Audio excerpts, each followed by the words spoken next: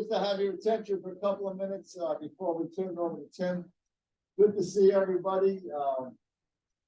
Last month, our lecture was fascinating. For those of you who are here, Kathleen Savage, down from Boston, a longtime activist, and friend of many of the prisoners during the struggle, was interviewed by Marie, and it was just a great education. If you weren't here, it's on YouTube. There's a way to look it up, and you can watch the whole presentation. This will be on YouTube too. And we'll take care of that tomorrow, probably. But you'd have to talk to the IT team. I don't know how to tell you how to find the YouTube, but they're all there, all these presentations. So the 1916 committee, this is our regular monthly lecture. We have been very involved with the Hunger Strike Monument that we're raising money for. We're still raising money for it, very, very close to our goal. We have a definite commitment that we're going to unveil it on Sunday, May 21st, which is the month that the first hunger strike died. That also happened to be Thomas McElway, the anniversary of his death, which is coincidental. We're going to have it on a Sunday, and you'll be hearing a lot more about that as we get closer to it. But anybody who wants to make a donation, you can see anybody on the 1916 committee and take care of that. We are not doing any fundraising events around the holidays. Everybody's asking for money, and we don't want to join that chorus. And we're actually not going to have anything until we have an Irish breakfast the day of the Super Bowl, which will be February 12th down at Patrick's Pub. That's always a great time, great spread and everything like that. There's a few other things going on, but we have to say Kevin Dail is here, and the show that he was part of, Roscommon Souls, his advertisement up in the back, was supposed to take place the Saturday after Thanksgiving. However, it had to be canceled because there was a death, and it affected one of the members and affected the whole thing. So it's going to postpone until Sunday, January 15th, 3 p.m., a Sunday at the Blackstone River Theater. And Kevin, you can get tickets through BRT, right? Yeah. So you can just go online and easily order tickets. There's never been a show that these guys put on that wasn't sold out, so it's good to get the tickets in advance. Are the other tickets on it, do you know? Yeah. Okay. All right, so I wouldn't wait on that. And the other thing is, before we turn this over, just to get back to current events, I think since we were here, there's been either 2 or 3 more prime ministers in London. And it's hard to keep track of who's on what team, but nothing changes except the prime minister changes.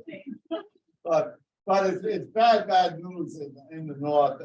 Everybody knows there hasn't been a government. The DUP collapsed the government because they don't like the protocol, which was an international agreement that was signed by the United Kingdom, that this is the way it was going to be. But the DUP is still calling the shots over there, and it's a terrible situation. The people in the 6 counties are being denied democracy because of a handful of people that feel their ties to England are more important than the wishes of the majority of the people over there. Hopefully, stuff will get resolved around that. We'll just let it go with that. Tonight there's no music downstairs afterwards. That was a cancellation, so we don't have a raffle of our own. But the 50-50 raffle for the quilt, which isn't here tonight, I guess. I can show you a picture of it, but it's downstairs, and tonight somebody will win the monthly pot because there was no meeting here last. The club wasn't open last Friday night, so that's something. When you're downstairs, there'll be people selling tickets. Let me just say that it's great to have Mr. Professor Tim Hoyt here. And it's not snowing. I think he's been canceled 3 times. And also, he was the first guy, he was the first speaker when they had COVID started. We had it closed down, right? We do it on Zoom. So it's been hard, but Tim has been here a couple of times. And so tonight, this is a great topic. And this is a great topic. The Civil War is a controversial and historic event in Ireland. To this day, just like in this country, a civil war is just that. It's brother against brother, sister against sister, families are divided, and the results, the effects linger on for a long time. I'm sure Tim is going to get into some of that and the reasons for fighting, etc. And without further ado, take over. Thank you, Jeff. See if I can flip this without disturbing.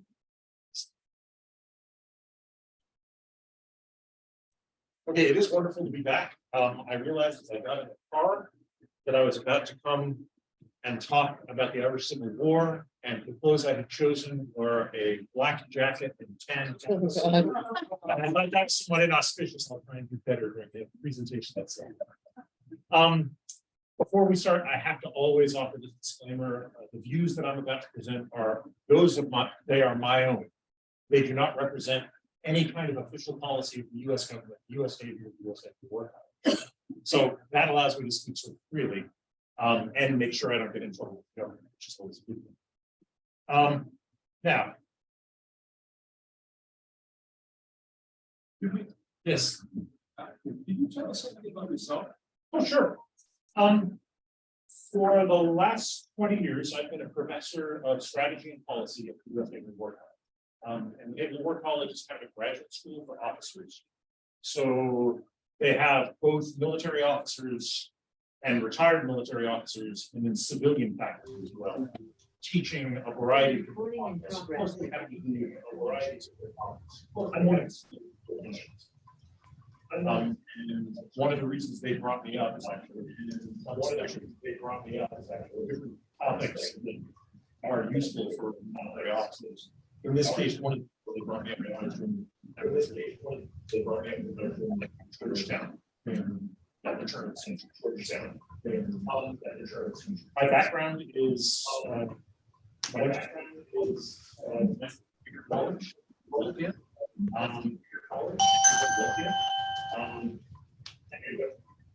So as I was in my final year there, I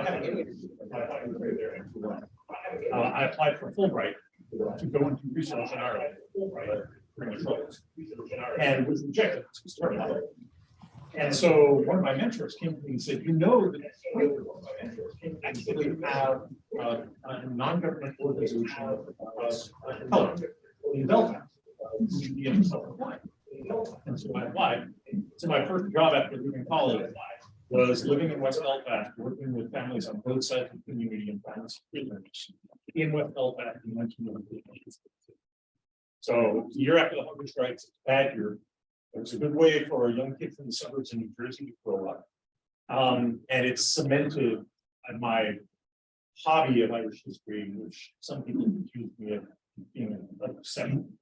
Now that I'm sort of senior and have an opportunity to do research that I want to do, I've been trying to make much more use of Irish files that have been released since the turn of the century. The military archive, the Bureau of Military History. And now, right now, I'm technically on sabbatical. And what I'll be doing is I'll be going into the military pension collection, which has just been released in the last 10 years and is ongoing. Again, at the military archive. Of people who fought in the War of Independence, and the military pension collection also includes people who fought in the Civil War. So a lot of what I'm doing is putting a slightly different eye on material that a lot of people have been looking at, because I'm coming at it from the perspective of an American scholar who studies strategy and war, rather than being an Irish historian. And so far, it seems like that's been fairly productive and fairly useful. I've been over to Ireland a number of times. I was there 5 weeks in the summer and the autumn at various different centenary conferences talking about the Civil War and about the strategies of both sides and trying to explain the outcome. So a lot of what you're going to be hearing today, I presented portions of that in various kinds of different presentations in Dublin and in Cork to a variety of both academic and government audiences. But the other thing is that eventually this will get turned into a book, probably 2 books. The first book would look at the Irish Republican movement from about 1909 when the Fianna Éireann are first formed and become the first Republican formal armed movement from 1909 to 1921 and the truce. And the second volume would look at the truce, the treaty, the Civil War, and then the period up to the Troubles. I'd love to say I could write a third volume on the Troubles, but that's a long way away and I'm getting older. So I'll have to see how that comes out. But a lot of the information that I'm doing here is about this research for the first two volumes that I did. Okay, the other thing I'd like to say is, look, this is an emotive topic.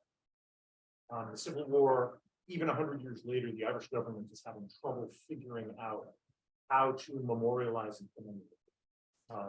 Because I spoke to the son of General Mulcahy a few years ago, just before he passed. So we're still just barely more than 2 generations.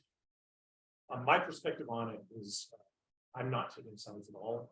I look at it as a historical event and try and understand what the actors were doing and why they did what they did. For the most part, I actually look at it in a slightly different way than a lot of the portrayals you often hear. I mean, these are different ways that people look at the Civil War in both film and in books. The first is it's a great portrayal, right? But there were Republicans, and then there were people who used to be Republicans, and they abandoned the Republic and sold themselves out to the British. The second is that it's counter-revolution, that a revolution had occurred, that there was some very positive social movement in Ireland, and that again, this was somehow betrayed as a result of the treaty. A third looks at it as a narrative between democracy and militarism. And usually in the academic works, the Free State provisional government are looked at as the Democrats, and the anti-treaty Republicans are looked at as the militarists. On the other hand, if one's a Republican, one probably looks at the Republican side as Democratic, and at the anti-treaty side as militarist. Right? Again, these are oversimplifications, but they all have elements of truth. Another is sort of a classic historiographic study of the two different traditions in Ireland seeking independence. One being the use of physical force, and the other being constitutionalism, trying to play by the legal rules. In fact, as we know, the most progress tends to be made when one uses combinations of both. But a lot of academic writing tries to sort of separate them artificially. In the movie Michael Collins, we see the De Valera versus Collins narrative, the idea that the Civil War was really about these two personalities who just couldn't get along and took on different sides. There's a narrative that the Republicans were sort of irrational and extremist and bloodthirsty, and therefore they did things that were just savage. My perspective on this is actually that it was a tragedy. That you had a group of people who had achieved something really quite remarkable, which was to force Britain to negotiate with them and make concessions. And then they were faced with a series of choices, and none gave them everything that they wanted. And as a result, you have different people for different reasons taking different paths, all with the best of intentions, none of whom can ever achieve the dream. Because at the end of the day, the dream just wasn't there for a lot of good historical reasons. This perhaps captures the tragedy the most. The gentleman front and center is the groom. That's Kevin O'Higgins. Kevin O'Higgins was a major player in the Civil War as part of the government, the provisional government, and then the government of the Free State. He was the Minister for Justice. He was treated very, very harshly by many different commentators because he took such a strong line in support of the Free State, including supporting executions of IRA prisoners. The gentleman to his left, to our right, is his best man. That's Rory O'Connor. Rory O'Connor was a member of the General Headquarters staff of the IRA during the War of Independence. He was the Director of Engineering. He became more and more bitter opponent of the treaty. after the treaty was approved by Dail. He became the leader of the most radical faction of the IRA that seized the foreign courts. And after he was captured, about 14 months after this photo was taken, Kevin O'Higgins signed the cabinet declaration that had him executed for treason. So that's tragic. That's civil war, right? And O'Higgins, when he was asked if these executions were personal, he said, "How can you accuse me of this being some sort of irrational thing? This man was my best man." And I think that captures elements of the Civil War that help explain why it's still so bitter in some ways today. But also it's help explain this is really nuanced. This is much more complicated than sort of a black and white narrative. And you need to think about it. Oh, by the way, the other guy standing up, the really tall dude, that's Eamon de Valera. He hangs around for a while. So the first part, I'd like to talk briefly sort of about the causes. And I gave a talk about the treaty some time ago here. But just as a refresher, the reason that the Civil War breaks out is because the IRA and Sinn Féin managed to put up enough resistance to British occupation that the imperial British government decides to negotiate it. It declares a truce, which begins in early July of 1921. And then a period of negotiations are carried on first face-to-face, then by mail, and then by two different committees, one British, one Irish, that come up on December 6th, 1921, with a treaty. It's actually not a treaty yet. It's actually a framework for an agreement for a treaty. Because in order for it to become a treaty, it has to be approved by both the British and the Irish sides. But the people who are involved, the envoys who are involved, get together in a room, and after months of bickering, what they come up with is this agreement. And the agreement has some very important things for Ireland, but it also has some very important things for England that are really problematic for the Irish. The positives, Britain passed a law in December of 1920, which created partition. So Northern Ireland got a separate parliament, a separate local government, and then the 26 counties to the south, which are now the Republic of Ireland, were given their own parliament. This was the result of a lot of bitter disputes over the Home Rule movement from 1912 to 1914. It was also the result of the fact that Lloyd George, the Prime Minister of England, was a liberal, but 80% of his government was conservatives. And the conservatives were strong unionists, and they were fiercely attached to Northern Ireland. They wanted to make sure that there was a Protestant state in Ireland. So as a result, before the treaty begins, a year before the treaty is signed, partition is already reality. And in the treaty negotiations, they can't fix the partition issue.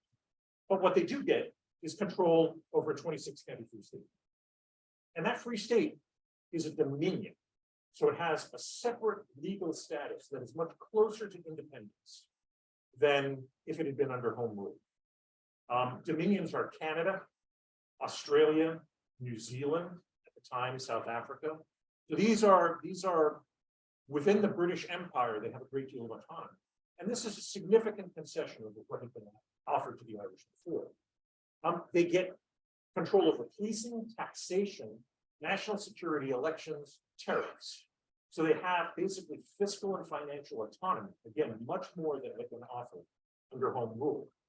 The British will withdraw militarily from most of the Free State. They will keep access to 3 or 4 ports, which are the British consider vital to national security. The Free State will have its own army and eventually its own navy.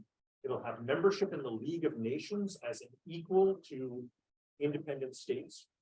It'll have diplomatic recognition, and the first state to recognize it, of course, was the United States in 1924.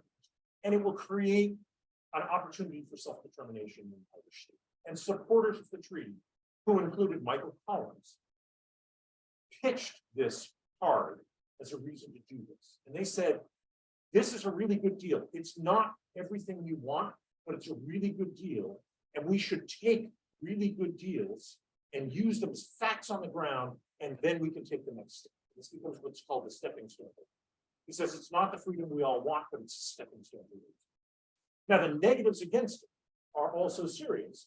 Britain maintains control over several naval bases, and opponents of the treaty said, well, look, Britain could then drag us into a war. Because if we don't want to be in a war, but Britain is basing its navy in Cork Harbor and operating out of there, then Cork may become a target. So this is actually really not a good thing.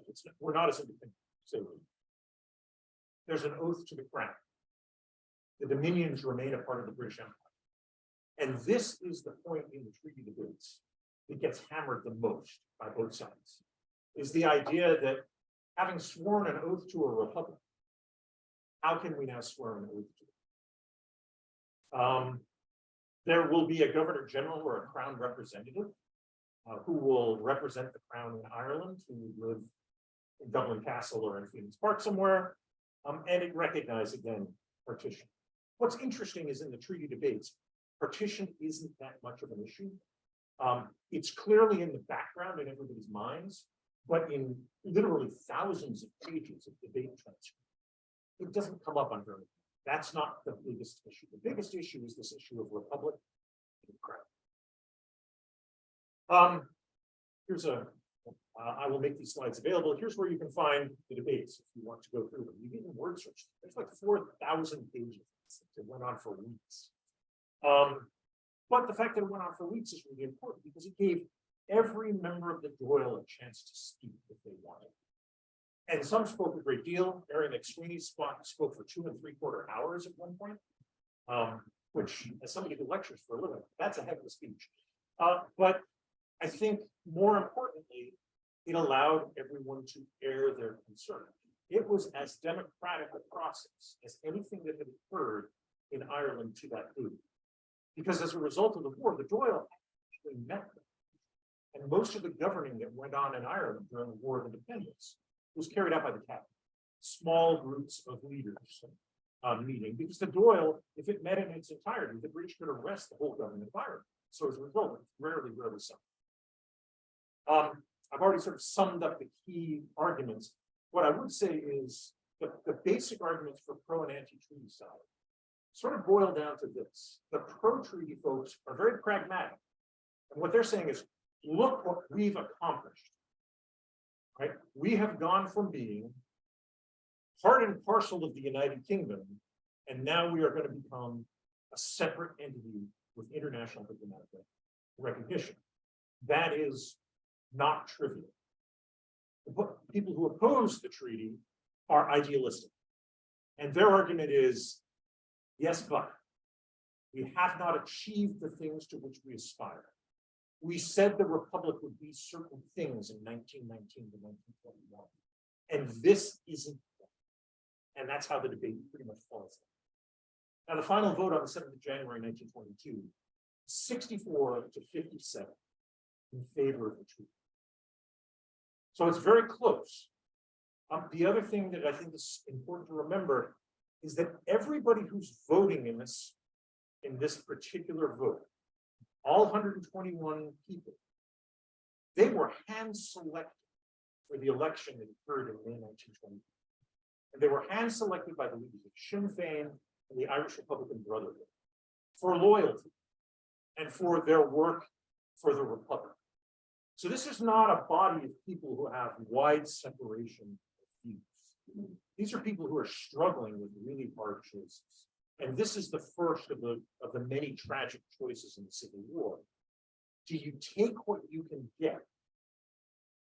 Or do you take the risk of continuing to fight and maybe lose it? And that's a hard choice. That's a choice that weighs over everyone who makes this vote. Although some of the leaders deny that they were coerced by Britain. The fact is, the British Empire is the major power in the world. And the choices that were posed to the envoys at the time of the treaty signing were sign this or we go back to war. So yes, absolutely. When the Irish are making decisions about this, they're making decisions about this, knowing that if they make the wrong choice, they may be back in a much bloodier version of the war that they could fight for 2.5 years from 1919 until the middle of 1921. And that makes these choices very ominous, very hard. Now, part two, evolution. This is one of my favorite photos. This is Grafton Street in 1922, late June. The gentlemen walking down the street with their Lee Enfield rifles are members of the anti-treaty IRA, patrolling the streets of Dublin, even though technically Dublin has a government, a police force, and an army. It gives you a sense of how convoluted things were at the end of June, just 6 months after the treaty was signed. You've got armed men walking the streets pretty openly, and it gives an idea of the sense of uncertainty that existed in Ireland at the time. And that sense of uncertainty is one of the things that brings about the Civil War. Now, there are, I would argue, 5 key institutions of the Republic of 1921. The rebel movement put together a government in exile, a shadow government, and it put together documents about what that shadow government was to aspire towards. And those were a republic, a secular republic, perhaps a socialist republic, although it's not clear that that was agreed on widely. A republic where Protestants and Catholics could live together, and which would be self-governing and not part of the United Kingdom. These are things that the treaty does not adequately teach, and this is why there's resistance.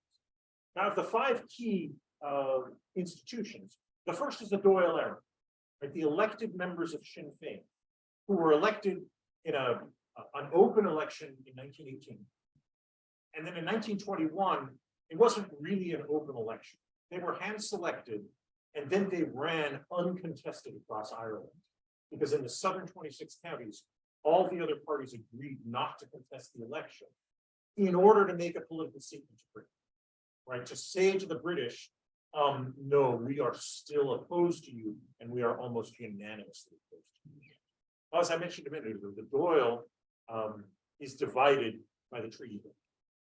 Cumann na Mbeadh, the women's organization, also divides, and in February, they have a vote of their membership, and they divide hard against the treaty.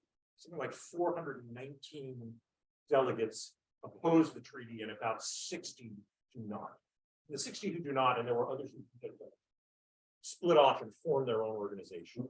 But as a result, here we see another Republican institution that's divided. The Sinn Féin party, at least initially, postpones a vote on the treaty to avoid collapsing. Later, it gives a vote on the treaty, but agrees then to hold off on elections for a long period of time, so as not to split the party. But it too is in grave danger. And Eamon de Valera in February forms his own political party called Cumann na Mbeadh, which is a Republican Democratic party. So Sinn Féin is splintering as well. All of these umbrella organizations that held the war together are starting to fracture. The Irish Republican Brotherhood, a secret organization, has been around since 1858, but which played an important role in the Eastern Rising and then in the War of Independence. It also is splintering, with the leadership largely supporting the treaty and the rank and file marginally opposing. So the last institution that's left is the army, the IRA. This is a different IRA than it has been in our lifetimes. Members of the IRA swore oaths to the Irish Republic in the period between 1919 and 1920. It was sort of an amorphous process. And then in March of 1921, the Dail stated that the IRA was the army of the Republic. So this army that's left is a broad organization. Its membership swelled during peacetime. So it went from probably less than 10,000 to more like 100,000. But now they are divided as well. And a lot of the emphasis of what goes on in the next 6 months is people trying to figure out how to hold the army together, because the hope is that if you hold the army together, you avoid civil war, and you may keep an option open for it. Now, that's not going to be easy to do. Again, the general headquarters in Dublin, the vast majority supported the treaty, 9 out of 13 members. 4 opposed it. However, a large number of the divisions, which is sort of the administrative organization of the IRA in 1922, large number of the divisions voted and opposed the treaty. And the most important ones are down in the southwest, the 1st, 2nd, and 3rd Southern divisions. In Cork, in Kerry, in Tipperary, in Kenny. I mean, these are the divisions that bore the brunt of the fighting in the War of Independence outside Dublin. And they're the most numerous, and they're the ones that are most vocal in their opposition. Now, there are some external realities. I call them realities, not everyone at the time agreed, but that shape what is going to happen in the coming year.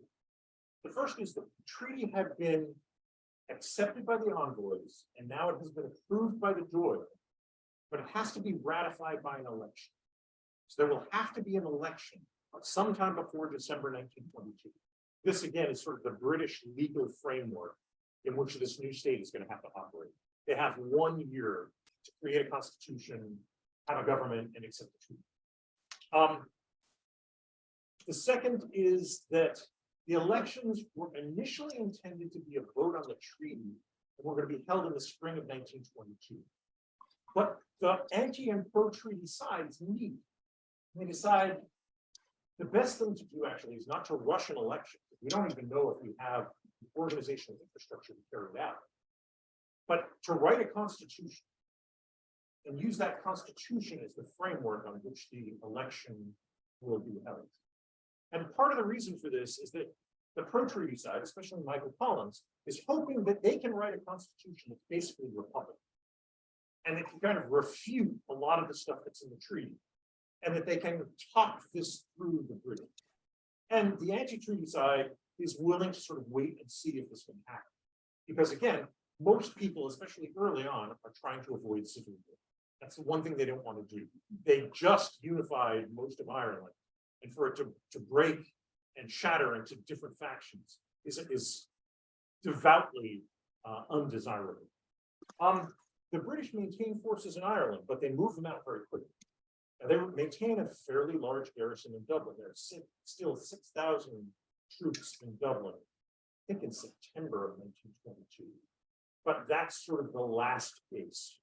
Almost everywhere else, except for the ports that they had agreements for under the treaty, the British pulled out of, and they pulled out rapidly. They left behind a lot of gear, which the IRA grabbed. They left behind a lot of barracks and a lot of military infrastructure, some of which is still around in Ireland and used today. So then it's worth breaking down the different factions who are involved in the debate of the treaty. And here is where some of those binaries that I was pointing out earlier capture some of the political dynamics, but I think it's actually more complex. The first is you've got anti-treaty people who are not pushing the Republic immediately. What they want to do is adjust the treaty. And the most important of these is Eamon de Valera. So that myth that de Valera was somehow an irrational and hate-filled Republican and Collins was a Democrat, this doesn't work. In fact, de Valera, once he loses the vote on the treaty, is sidelined because he's now a political minority party. And the people who begin carrying the dialogue on the anti-treaty side are much more militant. They're much less interested in politics.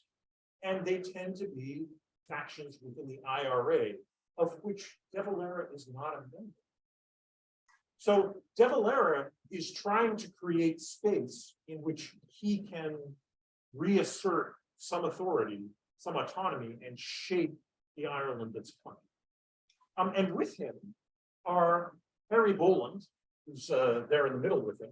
Harry Boland was the president of the Irish Republican Brotherhood in 1921. I mean, he's a hard-line Republican, but at this point, he's moderated his views to try and figure out what can we get out of this situation, and can we get something better than the treaty, but not necessarily at this point of the Republic. And similarly, over here is Cathal Brugha, the Minister of Defense.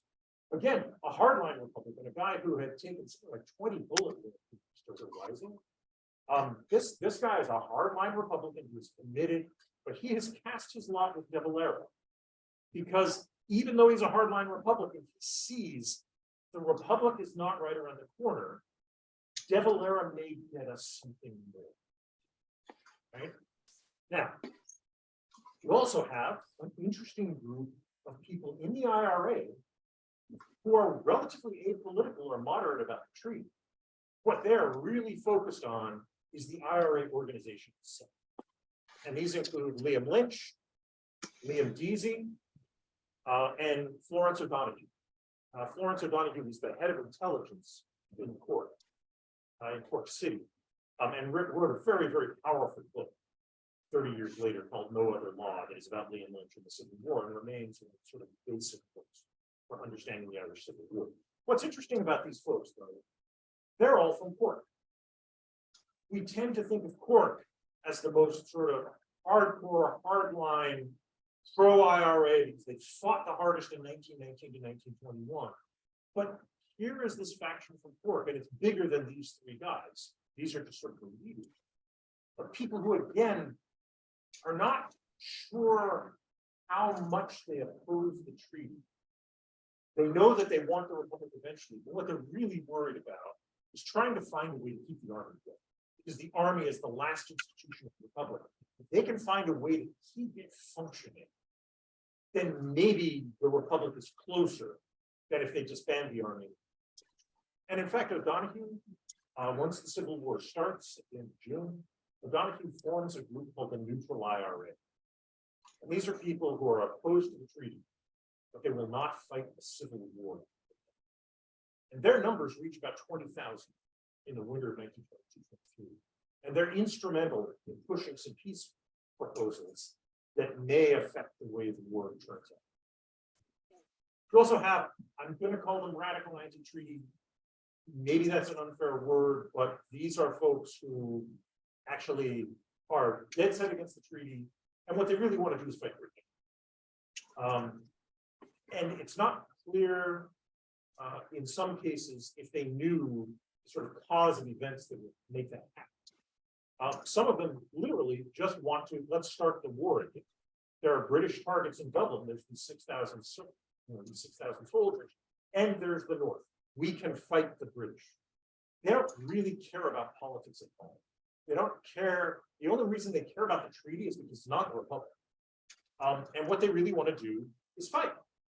And there are lots of good reasons for why they would want to do that, to continue fighting towards the republic. Many of these guys weren't necessarily in combat during the War of Independence. Many of them feel that the IRA did much better militarily against the British than some of the actual veterans or other members of GHQ did. Traynor, on the other hand, was commander of the Dublin Brigade, so he had a pretty good idea of how the war was going in Dublin. But there is this sense from this faction that we really just need to crank it up. And in fact, the IRA had managed to basically double the number of rifles that it had available between June of 1921 and June of 1922. So in some respects, they were better armed. What's probably not appreciated by this faction is that what brought the British to the table was not just military force, but a combination of military resistance and politics. And these folks tend to be very apolitical. They don't like politics. They don't trust politicians. They think that politicians will get in the way of soldiers. And that creates a really difficult dynamic in the anti-treaty movement, because others might be willing to try and work and find ways to compromise. This group doesn't, and it's a fairly large group. Their objectives for De Valera and Brugha, they want to get back what was called document number 2 of the treaty. It's a slightly different form of the treaty where Ireland would not be part of the empire. It would be externally associated.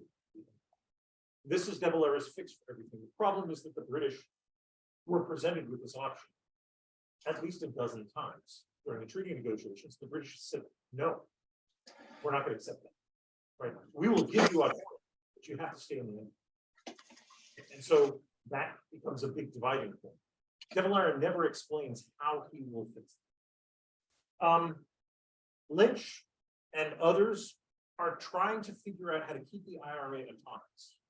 If there is a treaty, if there is a government, as long as it stays out of their business, as long as the army can operate kind of independently of government supervision, they might be able to think about it. And there are negotiations that go on from January until June between members of the government and this faction, trying to find some solution, some compromise that will allow this to happen. With the idea being that if the army is independent, then the republic in some ways still exists. And that would be enough for this faction. Liam Mellows is very interested in the Socialist Republic.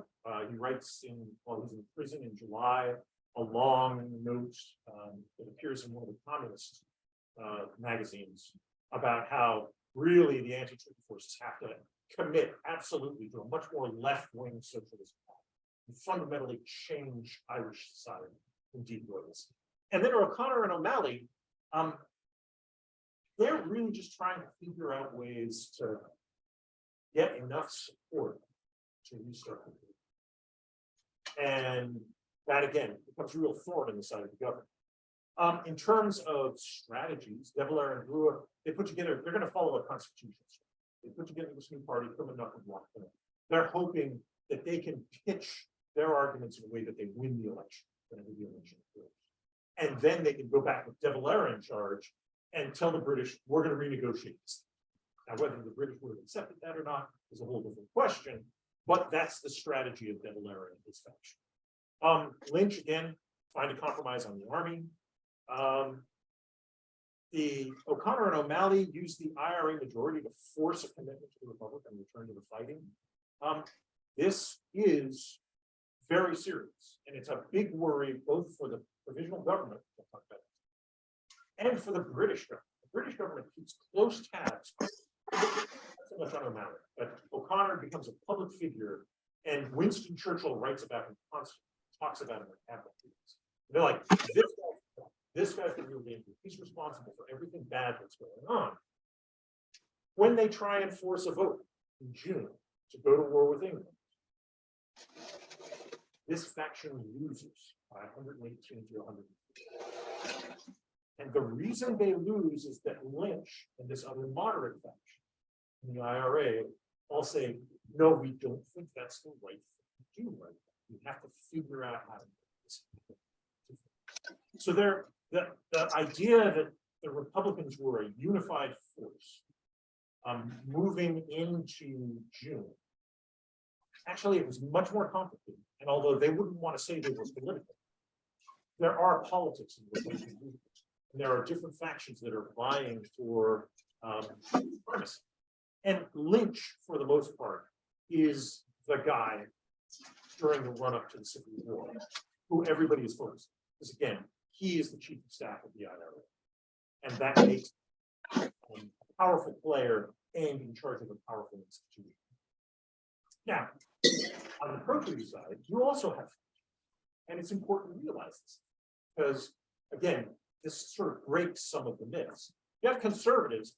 I like these pictures of these three guys because they're all in suits and they all look like bureaucrats. And you know what? That's what they do.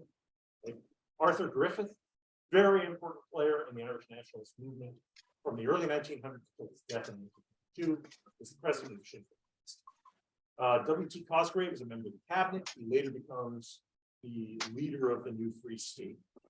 And Kevin O'Higgins, who I mentioned earlier, who is also probably one of the most powerful thinkers on the pro-treaty side. These guys, although Cosgrave and O'Higgins both were in the volunteers during Easter 1916, these guys are not combatants. They are politicians, they are administrators, they are bureaucrats. They're pretty smart. And they're going to be the people who have to build a new state after the treaty. And so they spend a lot of time thinking about what a state is going to look like and how we're going to make it work. We also have, I've called them Republican pro-treaty. There's a reason they're all in unity. But on the pro-treaty side, you have a substantial portion of the IRA leadership during the War of Independence who opt for the treaty, who side with Michael Collins and say, this is the best deal we can get. We should solidify it, we should take it, and we'll move forward from there and figure out what our next opportunity is. Collins, most important, almost a mythic figure. Richard Mulcahy, he's sort of the quintessential staff officer. He's the guy who made things happen or tried to make things happen and tried to keep things going in the War of Independence. Very capable guy, not the most likable person, but at the same time, very important player in this new era.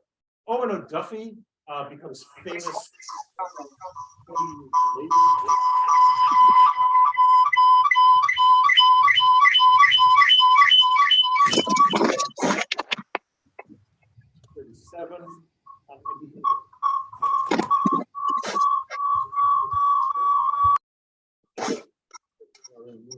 Young up-and-comers, a guy with great capability.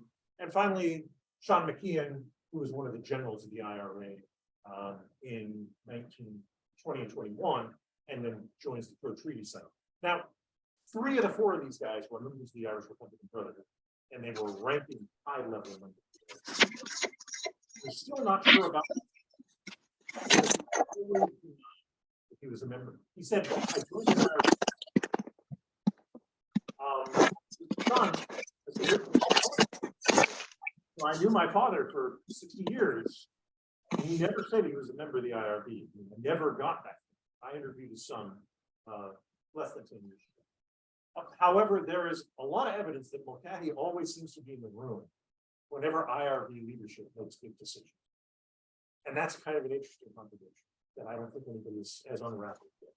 In any event, that also gives them a great deal of influence and persuasiveness within the Republican movement, both pro and anti-Semitic, because they've been working with everybody for so long as part of a covert organization.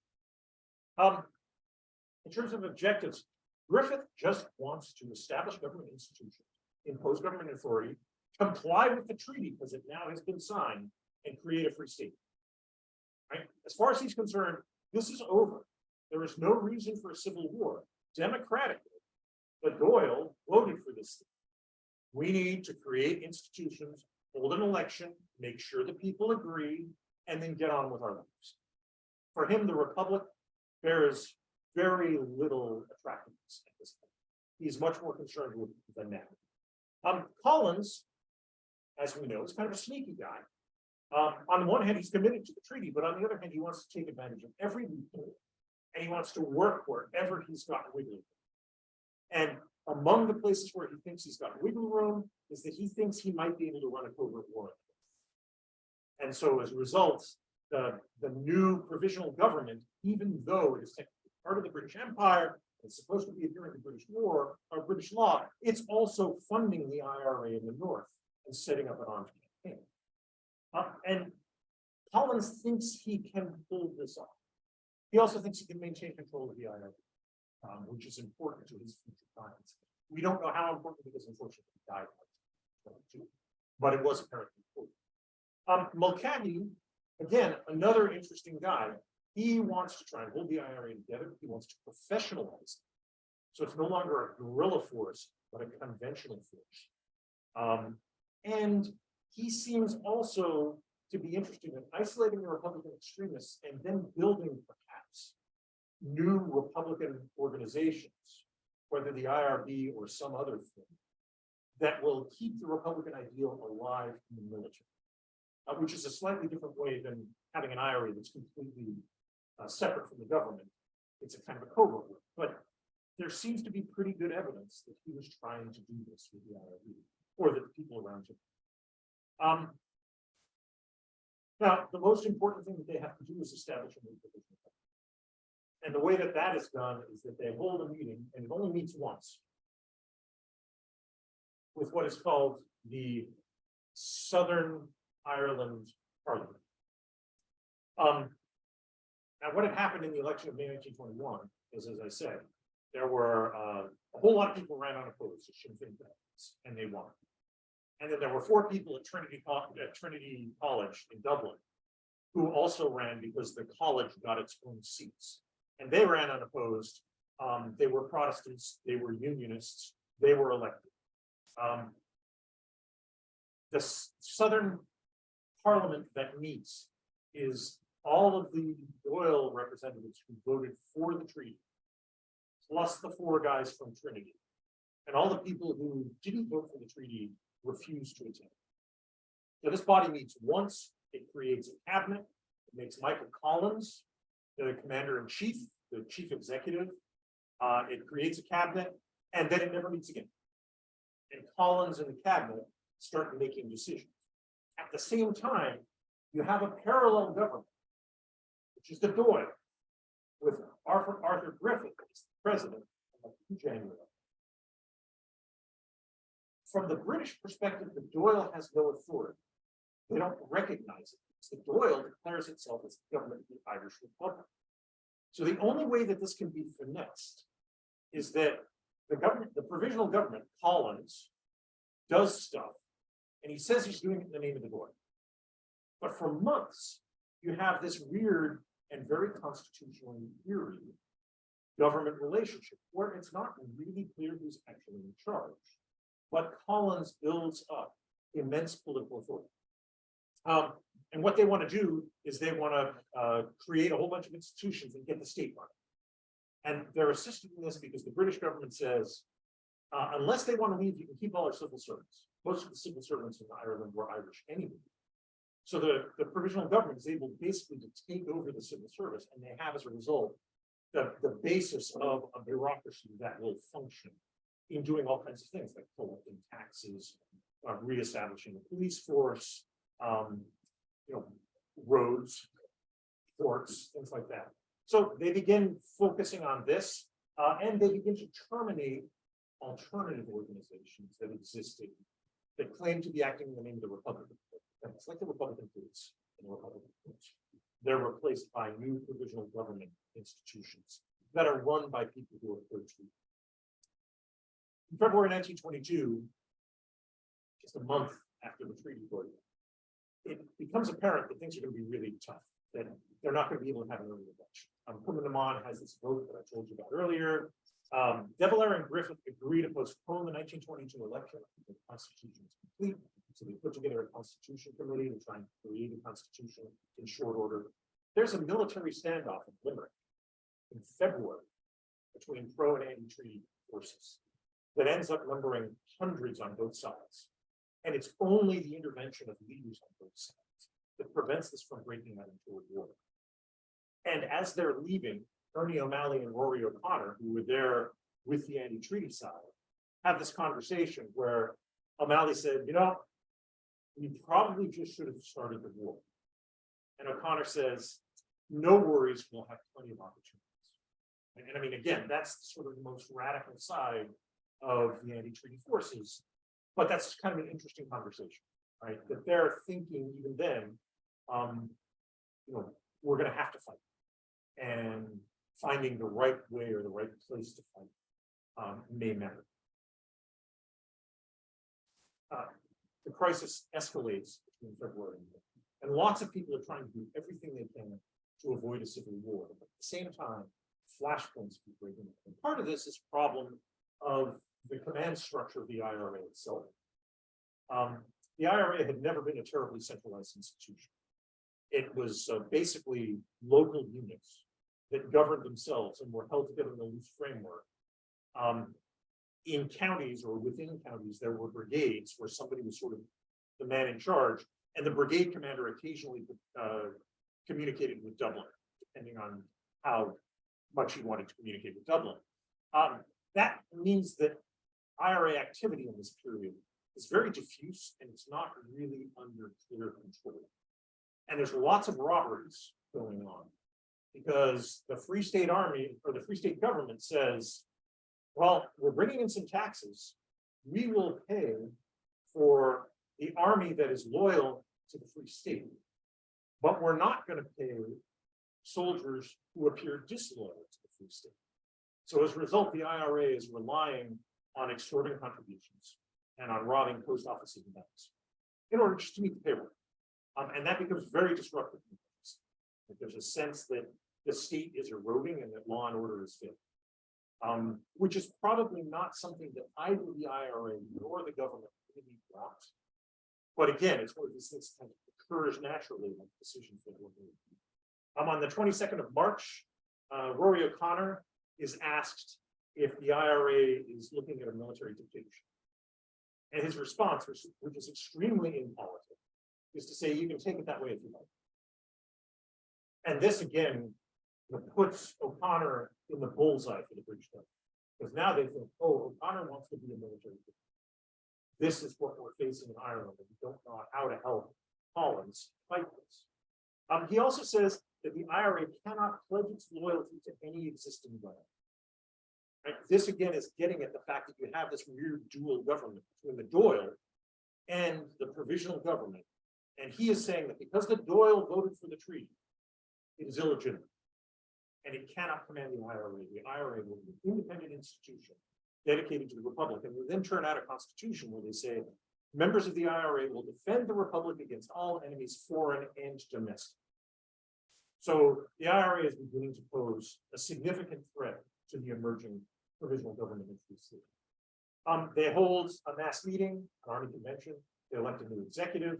On the executive are people like O'Connor and Melrose and Lynch, many of the faces that you saw earlier. So there's this mix again of moderates and more radical folks. And then in April, the more radical faction goes and they start seizing buildings in downtown Dublin. So they seize the Four Courts, Kilmainham Jail, a number of places along the quays, on the Liffey, eventually Kildare House, which is sort of the heart of unionism in Dublin. But they're being deliberately provocative. And what's interesting is that the provisional government doesn't respond. They're very careful. They don't want to pick this fight right now. Griffith wants to, but the military guys are all saying, nope, let it go. We may be able to talk them back off this ledge, and we don't want to fight a war right now. We want to make sure whatever happens that we're as legitimate, as entrenched as possible. By May, the last sort of effort to unify the anti-treaty and pro-treaty dialogue breaks out. And this is the idea of a northern campaign. And what Collins has been doing, just in case you didn't believe me when I said he was sort of sneaky, Collins has been taking arms from the British government. And he's been giving them to the new troops of the provisional, the National Army. And then he takes the weapons that they have and he gives them to the anti-treaty IRA. The anti-treaty IRA gives them to IRA factions in the north. So he's running a covert gun laundering operation. And the idea is that in May, a simultaneous attack will be launched on the north by all 5 divisions of the North. Now, division is a pretty elaborate word here. We're talking about hundreds of men. But he also moves reinforcements up from the south. So the idea is this is what will connect the anti-treaty and pro-treaty IRA. They will work together to fight a war in the north, and that will keep a civil war from happening. The problem is that the northern campaign collapses very quickly. Unfortunately, in the north, security is much tighter. You have the specials, you have the British Army. They respond very dramatically, very forcefully, very violently, and the IRA is reeling within a matter of weeks. And so that the offensive fails. At the same time, you're having negotiations, sort of last-ditch ones, to try and keep the army unified. Right? And again, the northern campaign is a part of those negotiations. You also have negotiations between Collins and Dail, because they're trying again both to avoid a civil war. And what they decide on is they will hold elections, and basically they won't, each faction will not run candidates in areas that the other faction already has an elected member. So the idea is that they will keep basically the same balance, 64-57, between pro and anti-treaty through this election. This makes Griffith really angry because he thinks it's anti-democratic, and he would be right. I mean, this is a rigged election. It's being rigged by 2 of the most important people in Ireland, but it would not be a democratic election. What makes it democratic, interestingly, is that Collins insists that other parties can run. And that was something they had not done in the 1921 election. So he says, at least that will make it look more democratic and people can vote for those choices. What it is not intended to be is a test on the treaty. Right? And in fact, that's why this idea that they would split the representatives in the same ratio that they already had. Right? That means that it's not a test. It means that De Valera has accepted that the treaty has gone through and that he's the minority party, but they're not going to ask the people for a ballot. And that becomes quite problematic. Again, Griffith's angry about it. Churchill in England is angry. He thinks it's an underhanded deal. The negotiations about the status of the IRA continue. They finally break down in mid-May. And O'Connor basically says, we will not, under any circumstances, talk to the government. We're tired of it. We're done. It's over. The election pact buys a little breathing space, but then the results of the election, I'll get to in just a second, really shocked the anti-treaty. And all of a sudden they realized we don't have the popular support we thought we did. We thought everybody believed in the republic, and the vote doesn't really make it look like that. So what are we going to do now? And that is when Tom Berry says, well, let's declare war on Britain. And you have this 118 to 103 vote. Close, but the majority of the anti-treaty IRA says we don't want to go to vote. Now, here's some data on the seats themselves. You can get a sense on the right, your left, is pro-treaty Sinn Féin, and the darker the color, the bigger percentage of the vote. So pro-treaty and anti-treaty Sinn Féin got the biggest shares of the vote, but the Labour Party gets a big vote. And that's important because at least some in the anti-treaty side are trying to make this pitch towards the left wing, and the Labour vote is a rejection of that pitch. And then you have minority parties and independents, which include farmers' parties and others. About 38% of the first ballots were cast for pro-treaty. About 22% were cast for anti-treaty. Now that doesn't necessarily constitute a vote on the treaty itself. What it does suggest is that only slightly more than 20% of the Irish population felt that that opposing the treaty was the most important. And that is an important indicator of public opinion. This is sort of the last nice moment. I figured I'd already shown one way. This is the last nice moment before the Civil War. Sean McKeon's wedding on the 21st of June. And you can see Griffith, Collins, and Mulcahy are all there close to McKeon as important members of the wedding party.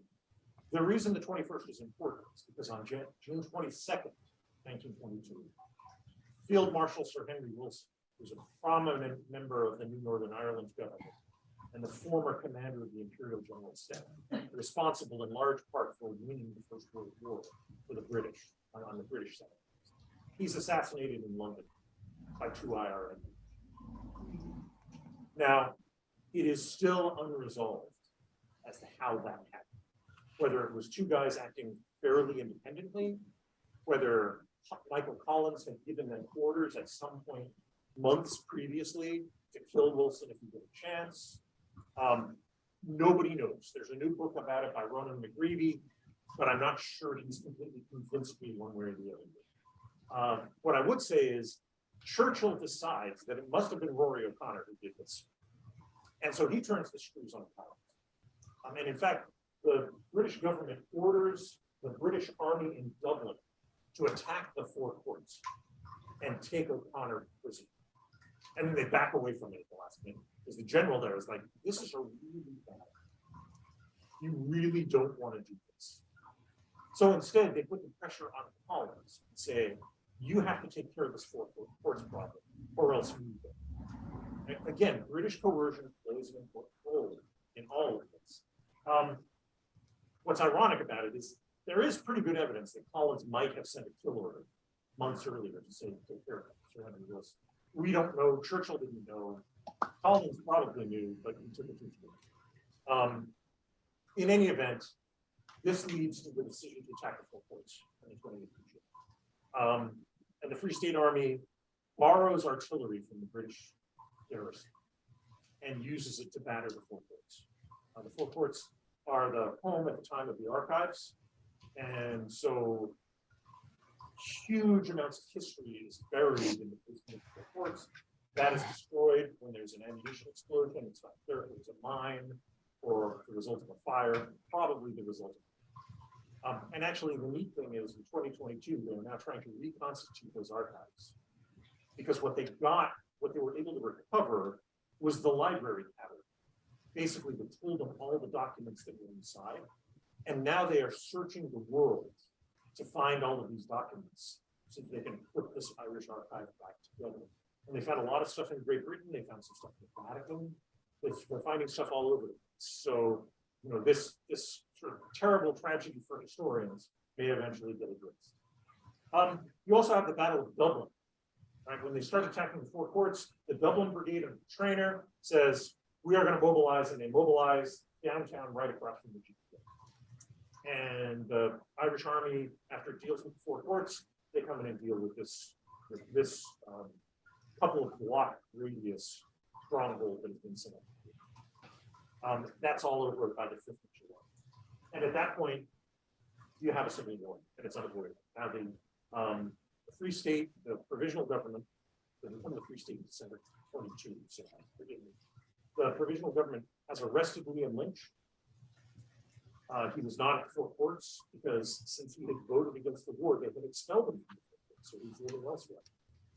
But they captured him and they talked to him, including a Duffy, and basically said, you know, go back home and tell your people not to rise. It's unclear whether a deal was struck or not, but Lynch, Deasy, and O'Malley and others go back to court and they tell the IRA to rise up. So this is a big mistake that the government makes early. They should have held on to it. Because William Lynch at this point, now for the first time you get Republican, where all of the Republicans have decided the state is illegal, the state should not exist, and the only thing we can do is fight it. And Lynch goes in wholeheartedly and remains committed to this cause until his death. They try and hold, you can see this yellow line here, something called the Munster Republic. This is kind of an ad hoc term. It didn't actually really exist, but this is the area where the anti-treaty IRA is strongest. It incorporates Kerry, Tipperary, Cork, places where there were major IRA strongholds in the War of Independence. The idea is that they'll somehow try and hold a line from Limerick to Waterford. But the IRA is not figured for conventional warfighting. To be honest, the National Army of the Provisional Government isn't included either. Neither of these armies are very professional. Neither of them have a lot of equipment or a lot of training. The IRA has people who are good guerrilla fighters, but they don't have anyone who is used to moving large numbers of troops across large areas, or of coordinating troops from different regions in order to combine their forces for an attack on a different. And this is something that the National Army has an advantage in, because they have many of the members of General Headquarters who had spent so much time coordinating during the war. What's really interesting is that first you see Waterford go, goes fairly early. Limerick, there's a standoff and they negotiate a truce for a few days, but by mid-July, Limerick falls. So this is just 2 weeks into the war and the Limerick-Waterford line is already cracked. There's a lot of fighting around Kilmallock, but what is really interesting is that the provisional government uses amphibious landings. And they land first in Phoenix and Tralee, and then they land down the Cork.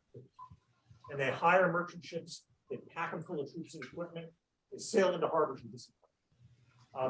Amphibious landings are among the most difficult military operations that professional military organizations do. They're really hard. Now, they're easier if you don't have a lot of opposition. But the National Army pulls this off with untrained troops and a pretty inexperienced officer corps. So in terms of sort of a military achievement, this actually is one. This is what breaks the IRA, is that suddenly there are all these forces in their rear. They thought they were going to be fighting here, and all of a sudden their home areas are impacted. And by the middle of August, Lynch tells the IRA to disband into small units, form flying columns, and go back and fight the guerrilla war the way that we did in the war. We will not try and occupy territory. We will not try and contest governance. On the one hand, this is something that actually makes a lot of his commanders much more comfortable. This is a kind of war that they're used to fighting. But on the other hand, it cedes control of the 26 counties for the most part to the government. And that's going to be a real problem. Anti-treaty strategies post-July. De Valera wants to gain control over the army. The army's not going to have any of that. De Valera would like to negotiate an end to the war. The army's not going to let that happen either. He'd like to contest elections. Well, the government isn't going to let that happen. As far as it's concerned, De Valera is a traitor. Right? And this actually is a problem. De Valera tells the IRA in mid-August when they decide to opt for guerrilla warfare. He says, you can't win this. Right? If that's what you're going to do, you will lose. Right? They have legitimacy. They control the economy. They have British support. It's not going to work. You shouldn't fight. Figure out another way or wait for another day. And the army says, no, absolutely not. By the way, we don't want to hear from you. And they pretty much put them on the shelf for a few months.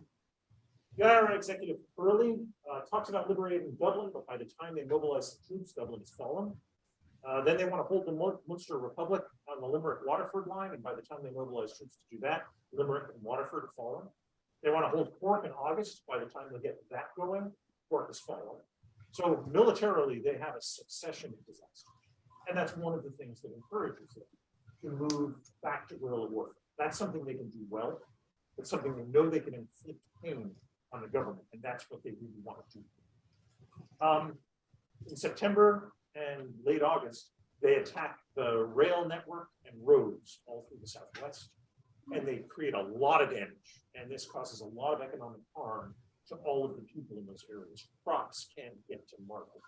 People can't travel to Dublin if they have to for work, or between cities. Disrupting the rail lines is a very effective way of putting economic pressure, but it has popular pushback because the local people get disadvantaged.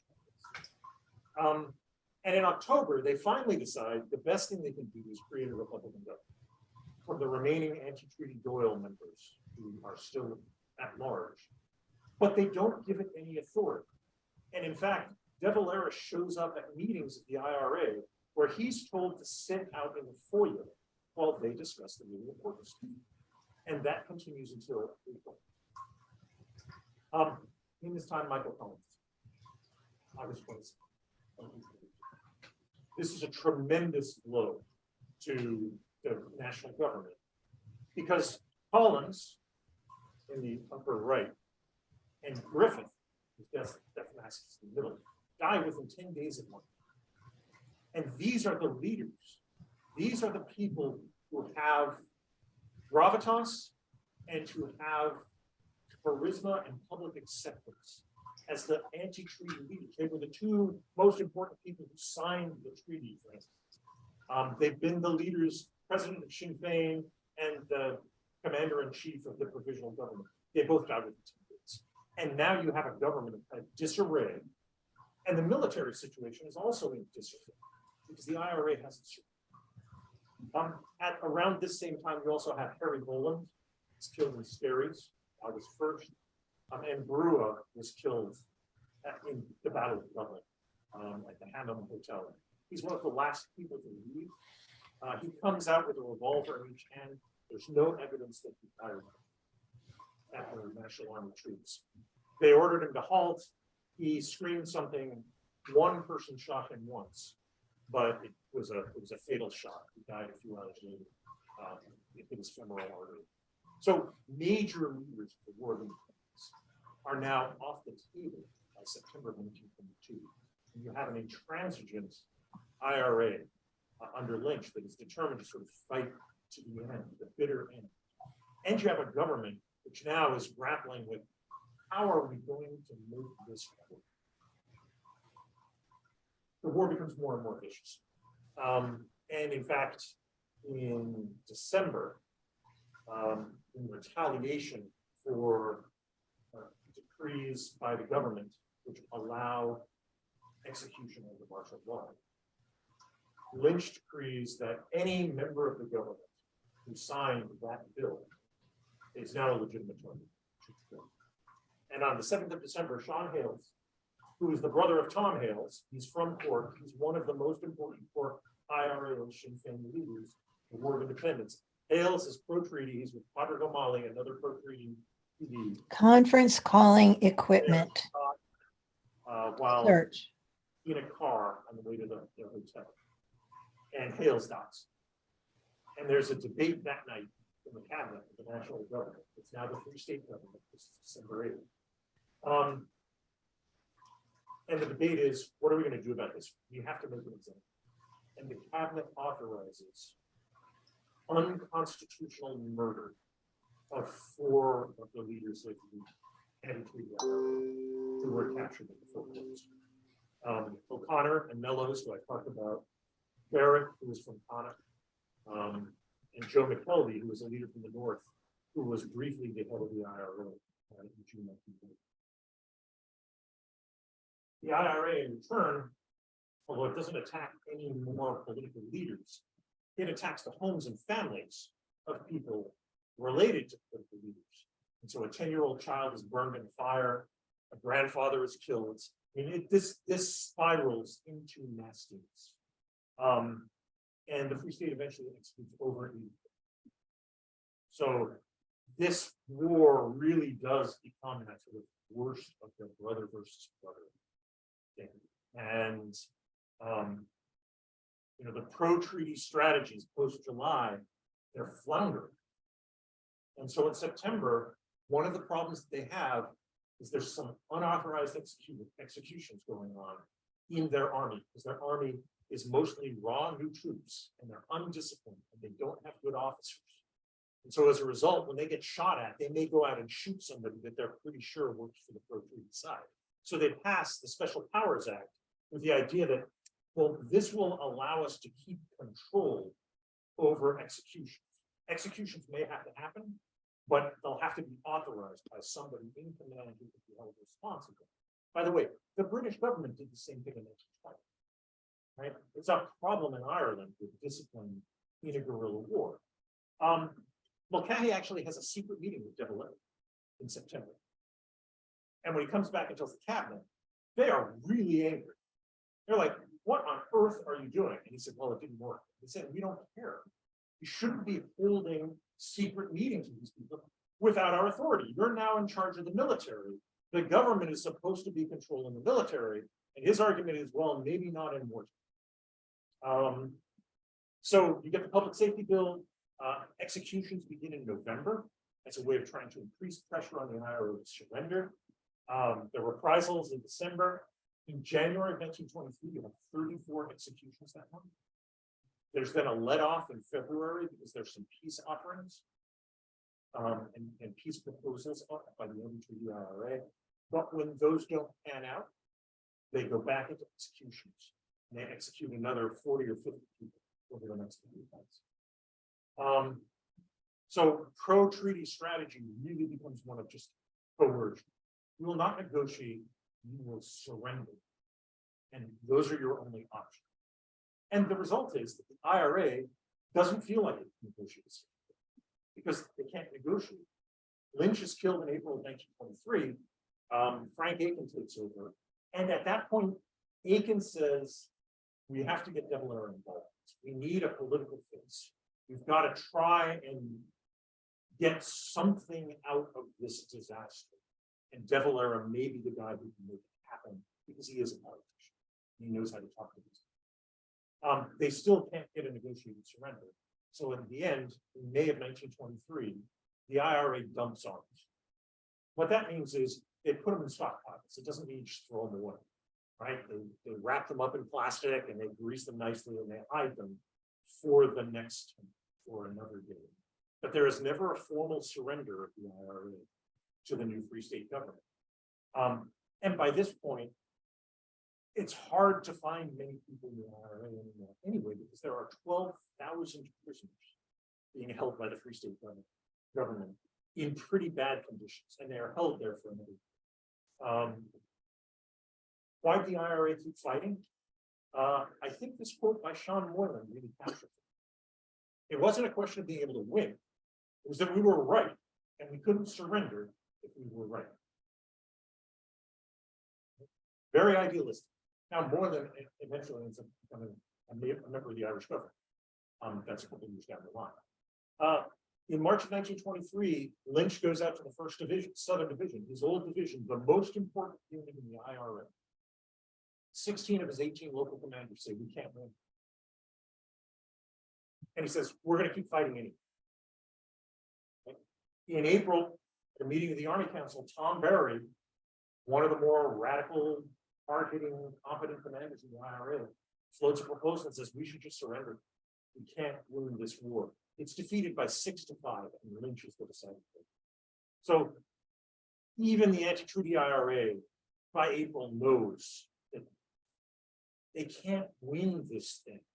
But what they can't do, some of them can't stop fighting. They've caught themselves in a kind of a trap. And it's only the death of Lynch that allows that cycle to be broken and the war to end. This tells us something about the character of Anglo-Irish, and it explains why the IRA in some respects was not as successful as it was. In internal wars, both sides are competing for the allegiance of elites in the population. And sometimes the interests of the elites in the population are quite different, as we know. Right? This is one of the arguments for a left-wing revolution in Ireland. They're also competing for legitimacy, both domestic and international. You get legitimacy by controlling territory, by establishing order, by taking on some of the functions of a state, by creating economic stability, by winning ideological battles. And these are things which the IRA did very, very well against the British in 1919 and 1920. But that the Republicans really struggled with in this 1922 and 1923. And that helps explain some of the problems that they had.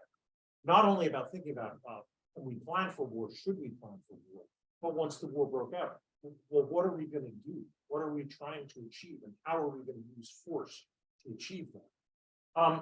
You have a legitimacy dilemma because so many of the institutions that are eroded. Like the Republicans couldn't really claim that they were the only Republicans, because there were splits in all of these major organizations. And these organizations, many of them still Republicans, said we should take what's on the table now, and then we'll continue to work for the Republic. So the Republicans had, the anti-treaty forces had real problems. They had problems because the Army executive marginalized politics. Right? Dissing De Valera was a really bad idea.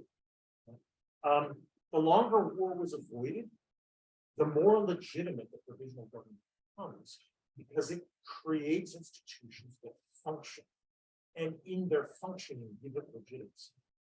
So really the best chance of the anti-treaty IRA in some ways would have been to fight at Limerick in February, before the government had a chance to get established, beginning to operate more effectively. And before, by the way, the government could establish a more effective army, because their army is still smaller at the beginning of the Civil War than the IRA is. They expanded to 58,000 in 1923. But again, these are not necessarily terribly effective troops. They have discipline problems. They don't have a lot of training. They don't have a lot of equipment. So the anti-treaty side didn't coordinate, and it couldn't create competitive responses to advantages that it might have had. The IRA won the war in 1919-21 because of public support. All of the assumptions the anti-treaty IRA made about its public support tended to be exaggerated. I'm not saying they're totally wrong. Right? There's certainly a bedrock of support for the Republic, and of support for the IRA, and for many of the figureheads of the anti-treaty movement. but they tended to really overestimate that support. They didn't assess either the political or the military situation, and they were too divided, especially early on, to make the hard choices that might have given them a better chance of winning. Now, the other big problem is the only way they can win is to so discredit the provisional government, or actually get involved in fighting the British again, that the British have to come back. And that's not a win. That just changes the situation. That means the treaty's off the table, but it then means you're in a bloody war again with the British Empire. And by the way, Lloyd George fell in 1922. The new conservative government was headed by Bonar Law, who was a unionist, much more hardcore guy than Lloyd George was. How the British would have responded, we don't really know, but we know what Churchill wrote several years after the fact, where he basically was saying, well, we'll have to do to the Irish what we did to South Africa. We're going to put blockhouses every few miles, controlling all the roads. We're going to control populations, which means the kinds of concentration camps the Boers were doing. We're going to control food supplies, so that if areas aren't cooperating with us, they won't get food shipped. And we're going to put in about 100,000 troops. Right? So winning for the anti-treaty side might have led to an even worse situation. And it's not clear they ever thought that. On the other hand, a lot of other people did think that. And they were saying, well, wait a minute, if our alternatives are the provisional government or war with Britain, we had 2.5 years of war, we're just getting over that. Maybe we should go to government and wait and try again in the future. But that becomes a very seductive path for people to move towards, because the alternative of war with Britain is so harsh. When did the Civil War end? Arms were dumped in May of 1923. Detention and arrests continued through 23, and some selective violence. There are elections in 1923, though, and they're very interesting. The ruling government gets 63 seats, up from the 58. But the Republican Commonwealth Bloc get 44 seats. They gain 6. And it's clear that there still is a desire for something more Republican, something different than the current government, but that it can be achieved constitutionally. It doesn't necessarily have to be achieved through violence. And this is where the decision to let De Valera back into the leadership of the anti-treaty movement creates real opportunities for him and for a lot of other people. Because by 1926, De Valera has discovered that he's no longer allergic to working in the government. And he forms a party called Fianna Fáil, which does very well in the 27 elections. And then when he's told, you can't go into the Dail unless you swear the oath to the king, which is what a lot of the Civil War was all about, De Valera says, well, it's only words. And he swears the oath and goes.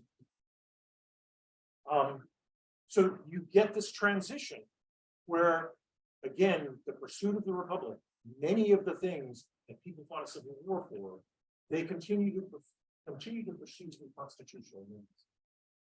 O'Higgins is assassinated in 1927 by the NRA. So that usually is considered to be the last moment of the Civil War. And in 1932, you have this wonderful election where the ruling party, Dail, is saying, Fianna Fáil are the gunmen, right? They're the assassins. Don't vote for them. Fianna Fáil is saying, wow, Dail, how much has changed from British rule under their government? Fianna Fáil gets elected. And the most important consequence of that election was that they transitioned power. The winner of the Civil War accepts the election and allows the loser of the Civil War to become legitimate leader. Fianna Fáil and later Clan na Gael become the 2 leading powers in Ireland for the next century, the 2 leading political parties, which explains why they don't cooperate much, even though the distinction between their policies since the 1970s has gotten less. But that's one of the last and most important consequences of the Civil War, is that Ireland managed to get out of it with a democratic election and transfer power. And that is not easy to do. Think about the problems the FARC has had, entering back into politics in Colombia, right, and other places. So this, I think, is the most important lesson in some ways of the Civil War, for all of its children, for all of its horror. It was a much smaller conflict, and one that ultimately did not shatter the society in the same way that other civil wars around the city. And I've spoken way too much before we appreciate your patience. I'll take any questions.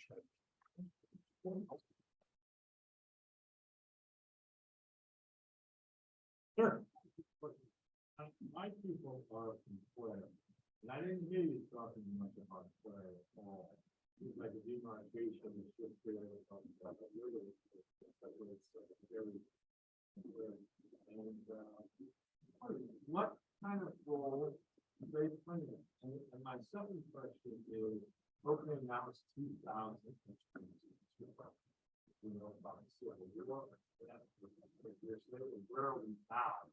You know, All very good questions. Now, I didn't talk about the first slightly different question. I didn't talk about the North. Simply because the Civil War is something that the Irish can control to some extent. The North is something that they can influence it and call and strive to. But the North is controlled. It's an interesting issue. But the North is controlled mostly by unionist politicians in the North. The hand of Britain over that is pretty light once the security problem is. They're allowed to govern on their own for a long time. And there's not a lot that the Irish in the South can do, because they accepted the treaty. And one of the big problems, when you win a civil war over the treaty, it then becomes much harder for the government to say, oh, by the way, we now want to start abrogating things. Right? Because you just fought a war to preserve it. And this is one of the traps that Dail gets caught into. Fianna Fáil doesn't have that problem. So when Dail gets elected, you can say, well, there are things in this treaty I really don't like, and start to change them. In terms of Clare, Clare was important in the War of Independence. It's important in this conflict, but it's not nearly as active, I think, as in terms of guerrilla resistance, the Southwest, Munster, and areas of combat around Sligo, particularly. There is strong resistance. There's actually much more guerrilla resistance in the Civil War. It's more widespread than there was in the War of Independence. Partly because you've got the states are more sort of existential. You have more weapons. And loyalties are torn, especially in the West. So I don't know enough about Clare to know how critical it was. My sense is it was not a focal point, but it was fairly quickly garrisoned by the Free State and used mostly as sort of a staging base for operations in Connacht and Munster. But I don't know that for sure. I'd actually. Other questions?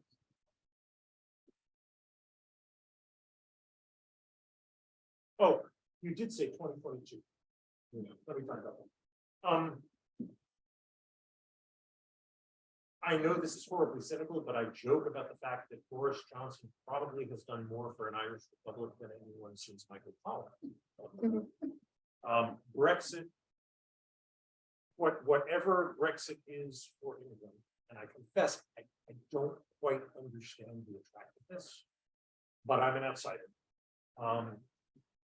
Brexit has the potential to really change some politics in Ireland. And perhaps in Scotland.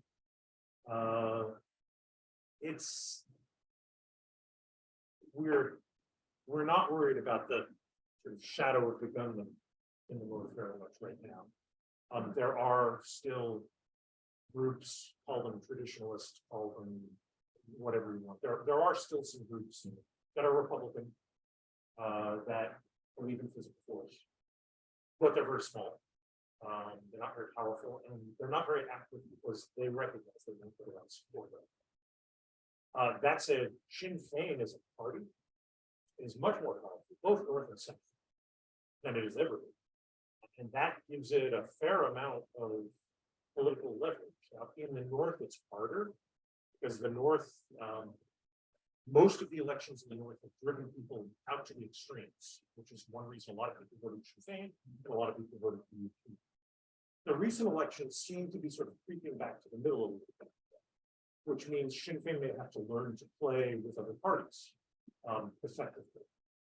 And that would include people like Alliance, which is non-sectarian, but middle-class Protestant for the most part. It'll be interesting to see how that plays out. I do think I would be surprised to see any British government go way out on a limb to support the Good Friday Agreement right now. I think the politics and Brexit are more important. And I'm not trying to argue that that's smart. It's just that's my impression that Brexit is the litmus test of the Conservative Party right now. And that could disrupt a lot of things. Agreements with the EU, Good Friday Agreement, could lead to different forms of direct rule. It's just hard to tell where they're going. They certainly are not focused on Northern. The Conservatives in London certainly are not focused on Northern Ireland as a major issue. And that kind of benign neglect may provide interesting opportunities for cross-border courts and things like that at points in the future. There may be more room for constitutional ways of unifying than there ever have been, because of this erosion between the North and the metropole in England, and because of the attractiveness of the EU and Irish economy to the North. I mean, that situation is completely reversed. Having said that, do you see United Ireland over the next 20 years? We don't have that much I would, well, first off, you never on the record say anything. That's the first thing. In the near future. More seriously, I think the possibilities of a peaceful unification of Ireland are higher now than they ever have. Could it possibly be done with a referendum? Is that the legal process?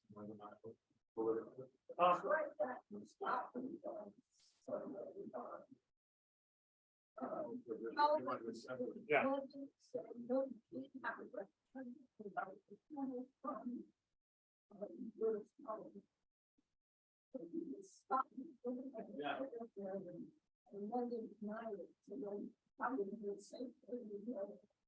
I think Northern Ireland, I think that would be Good Friday.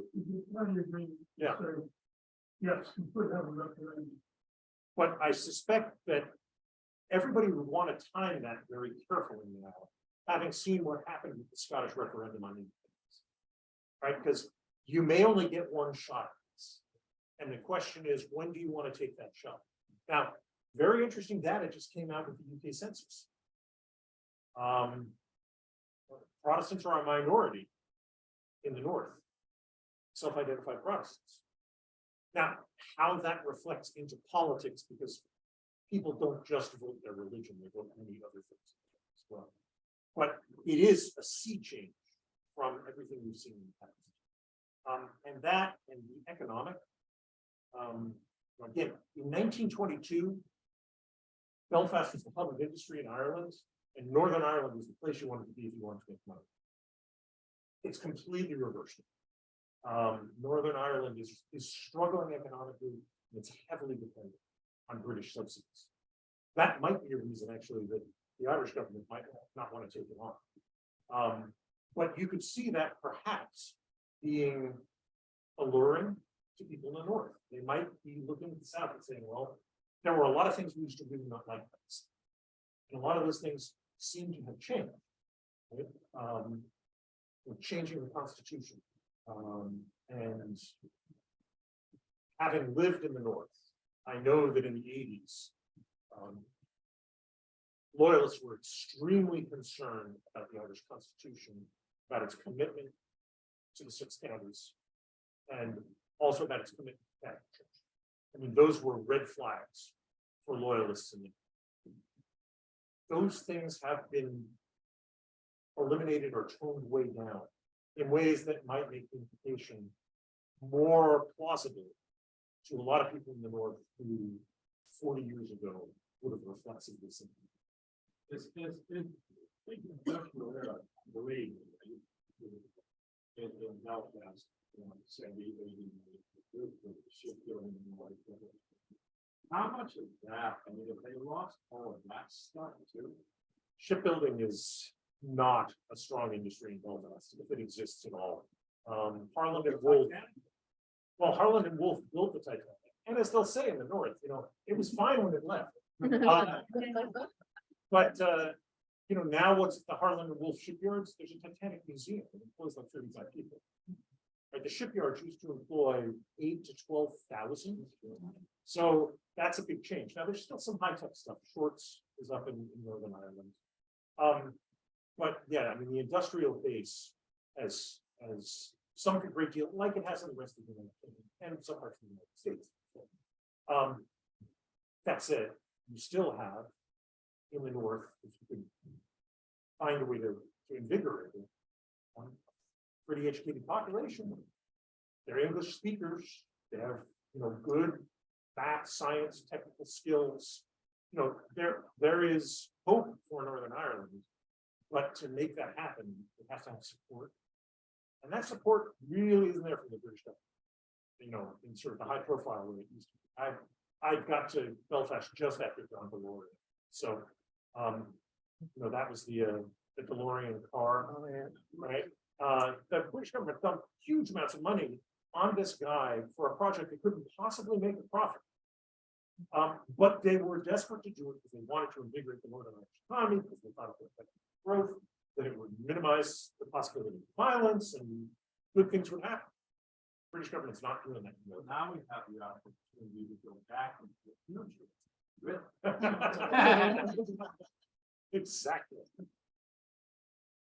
Other questions? I like your opinion on this. That all this surrounds the civil war and the treaty. It's been said already that we just have a schooling that one of the factors is that the treaty said that we will have this devastating war. Now, how true is that historically? And if it is true, what would be the motivation for it? Well, first, how true? It would have been easier in 22 and 23 than it would have been in 21 and 22. Because in 21 and 22, there's a whole bunch of stuff going on in the empire that was absorbing British spending, British attention, British troops, right? There was a war in Turkey that's not resolved until 22. There was garrisoning in the Rhine and the Saarland as part of the Treaty of Versailles. That's not resolved until fairly late. There was a war in Iraq. There were uprisings in India. I mean, there's a lot going on in the empire, and they had just absorbed 1 million square miles in the Middle East, which they had to figure out how are they going to police that? 1 million square miles is a lot more than that. So I think in 21, 22, it would have been tough. In 22, 23, I don't know, but I think A, more forces would have been available. B, because of the government change, you'd have had, if the government decided on war, it could have been a much more ruthless war than the one of 1919 to 21.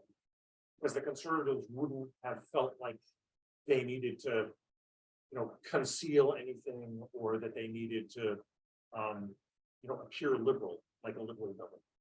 I think that would have been part of it. Now, again, I don't know for certain what would have happened, but one thing that could have happened, let me put it this way, is I think this is a rough approximation. It's not exact, like the deal that the Irish got at the treaty was about 80 to 85% of what they wanted, territorial. And in terms of governance structures and the ability to set up autonomous state institutions that they ran, they got almost everything, right, in that territory. The Palestinians were offered a similar deal a couple of times in the 1990s. Camp David at Wye River, which again would have been roughly 75 to 80% of the territory that they wanted, that would have granted them status as a state, that would have given them greater control over institutions and more sovereignty and security from Israel. Yasser Arafat turned that down twice. And if we look at a map of what Israel looks like now, where it has this sort of patchwork, in the Palestinian areas, I think you could have seen something like that happening in Ireland, where the British governed the major, they garrisoned the major port cities, right? So Galway, Limerick, Cork, Clone, Waterford, Wexford, Dublin. Then they figure out what they want to hold them into, right? And maybe the Curragh is a good place to hold them into. But you could see garrisons that then were basically could intervene in places where if they didn't want total political control, they could just intervene at will when things were getting better. And that would be a very different Ireland. I think that is at least a plausible solution that would be short of sort of the big bloody grinding war. But the British might have thought about something like that, because they looked at that in other counterinsurgencies and small wars as well. And that would be, you might still have then an Irish parliament, but it wouldn't be an independent world. And the amount of influence and persuasiveness it had would be different. And quite frankly, Ireland probably would have been dragged into the Second World War because the British would have been there. So a lot of history plays out somewhat differently if that's a plausible scenario. And I don't think it's a bad, I'm not sure it's exactly what would happen, but I think it's at least as plausible as kind of Britain coming back with the hammer and saying, we're gonna take this over again the way we did in the 17th century. They may have wanted to economize, but there were ways to economize that could significantly reduce the ability of Ireland to have sovereignty and its own government. So that would be kind of easy. Please. Just interested in your opinion as to why you might think the current Irish coalition government seems to have no interest or aspiration in moving forward with preparations for Irish unity.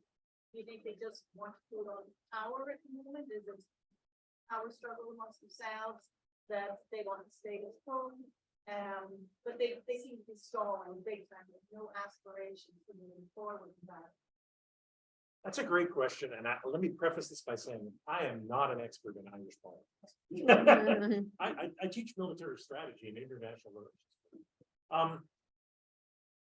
I suspect, though, the last Irish elections, people have really shed Fianna Fáil, and you have a lot more independence, and you have a rise of Sinn Féin as an important party. You have a decline of Labour to some extent. So the traditional kind of dance between Fine Gael and Fianna Fáil with Labour helping hold the balance, that's completely eroded. So now, at least part of it is absolutely. I think both Fine Gael and Fianna Fáil kind of look at the world as it is, and they say, "Well, we're doing okay as long as we're in charge," and that's a powerful glue to hold two parties that used to hate each other together, especially when they look on the distance and they say, Sinn Féin appeals to young people, rightly or wrongly. I mean, that's Sinn Féin is appealing to progressives, they're appealing to youth, they're appealing to Greens. If you're an older establishment party, that's pretty friendly. A really interesting question is under what circumstances and how Sinn Féin becomes a partner. Because that's what's going to happen. I don't think they can win, 70 seats in the Florida. But they could become important and become a partner. And that would be really interesting to see how it happens. I mean, I just don't know who could do it. Probably not either of the current leaders of Fingal and Foyle, but different things happen. I mean, Mikhail Martin, I think, just announced yesterday, where he said, look, the four guys on December 8th, McKelvey, O'Connor, Mellows, and Barrett, they were murdered. And, that's a fairly powerful statement from the Prime Minister of Ireland. So I think there's a lot in flux. It could well be. But at the same time, I mean, it's fascinating. It would be even more fascinating in some ways if the thing did, because they were the, yeah, exactly. But we'll see what happens. One never knows. The 1923 commemorations have been just really interesting. Just to watch them Struggle. Yeah, to struggle. Well, to struggle and try and figure out what to say about it, because there's a lot of reason for bad blood on all sides, and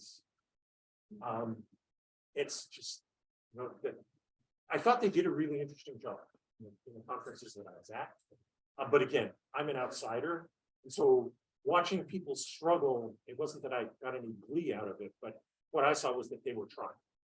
And to me, I think that's important. It's time to try and heal this. It's been a century. I see it a little bit. No, absolutely. Yeah, I see their struggle for power to make things full at the expense of the Irish people. Well, and I mean, again, I would say the Irish people are voting in very different ways than they ever have. When you elect 40 independents, which they did in one of the elections recently, there's a lot of opportunity for the people to make their voices known. That then becomes a question of organization and politics, which tends to get everybody's hands dirty, but it's also the way that things done. Interesting to see. Sure. Any other questions?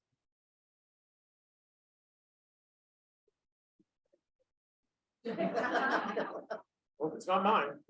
Why didn't the Irish qualify to do North? The women did.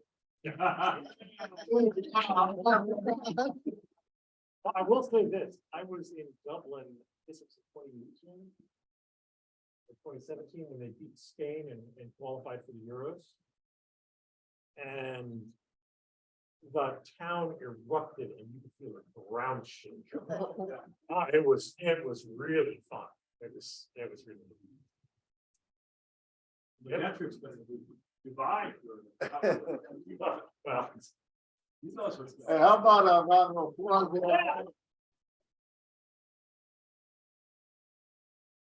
I'm glad this is everybody's cup of tea, and we have more people in here, but this is so important to learn this stuff, because just like Jim and Tricia saying, it brings you right back to 2022.